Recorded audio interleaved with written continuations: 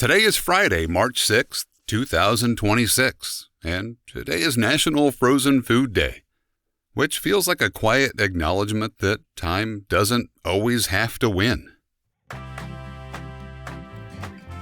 Welcome to This Day in History from, wait, that's random. I'm your host, C.L. Burns. On this day in 1475, Michelangelo was born, not the Ninja Turtle. He would go on to create some of the most recognizable sculptures in human history. What makes sculpture strange is when you really think about it, it works by removal. Michelangelo didn't build his statues, he revealed them. He began with solid blocks of marble, stone formed over millions of years through pressure and heat. Using chisels and hammers, he removed material piece by piece. The goal wasn't to add shape, it was to expose it. Every strike was permanent. There was no undo. He had to understand the structure inside the stone before it became visible. He once described sculpture as freeing the figure already trapped inside. It is an art form based entirely on subtraction. Which brings us to another way humans learn to preserve structure. This time, by slowing it down. On March 6, 1930, Clarence Birdseye introduced frozen food for commercial sale. Before this, preserving food was difficult.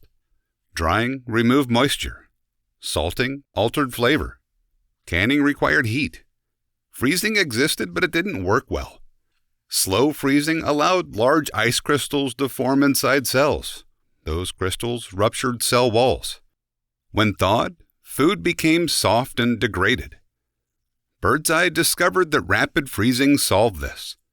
Fast freezing created tiny ice crystals. Small crystals caused less damage. Food retained its structure, its texture, its integrity.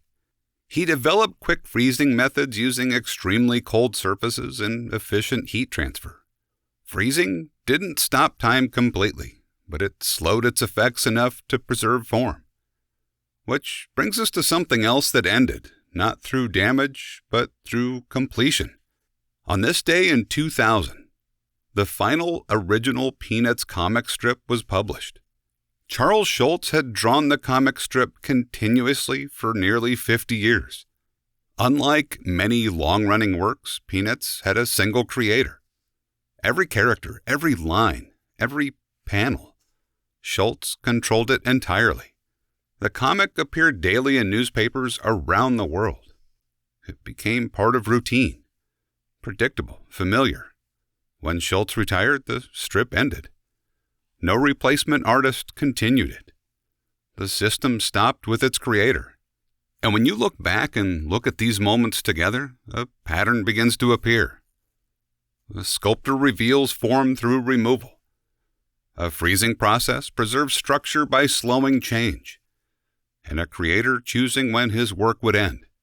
Each reflects control over time and form, not by preventing change, but by managing it.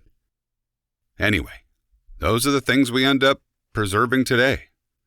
Stop by tomorrow and we'll see what the day decides to uncover. If you want to know more about me or the work I do, you can find everything at waitthat'srandom.com. I'm C.L. Burns, and I appreciate you stopping by.